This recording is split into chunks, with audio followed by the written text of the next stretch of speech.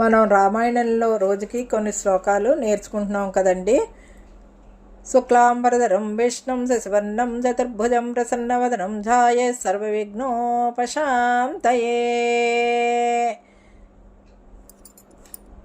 రామాయణంలోని శ్లోకాలండి.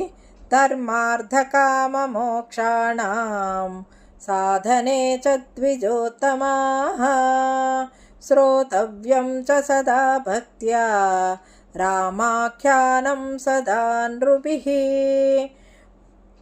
పురార్జితాని పాపాని నాశమాయాంతి యస్య వై రామాయణే మహాప్రీతిః తస్య వై భవతి ధ్రువం రామాయణే వర్తమానే పాపపాశేణ యంత్రితః అనాదృత్యాన్యథా గాధాసక్తబుద్ధి ప్రవర్తతే తస్మాత్తు రామాయణ నామధేయం పరం తు కావ్యం శృణుత ద్విజేంద్రాః యస్మిన్ శ్రుతే జన్మజరాదినాశో భవత్యదోషः స నరోచ్యుత స్యాత్.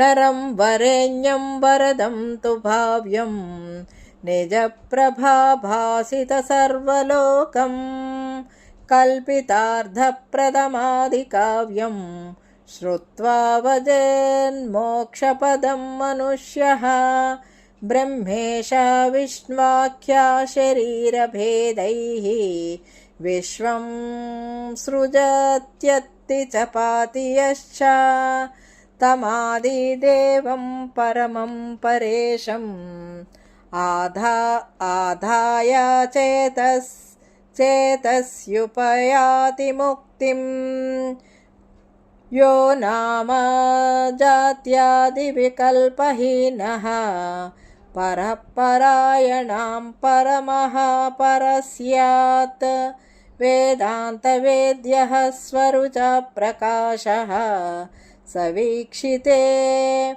సవీక్ష్యతే సర్వా పురాణవేదైః.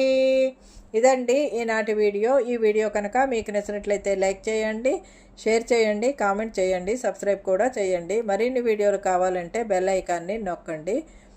అలా చూసేసి మీరు వెళ్ళిపోకండి. మీ యొక్క అమూల్యమైనటువంటి సబ్స్క్రైబులు మాకు కావాలండి. మీరు సబ్స్క్రైబ్ చేస్తే కనుక మంచి మంచి వీడియోలు ఇలాంటివి పెడుతూ ఉంటామండి. ఇదండి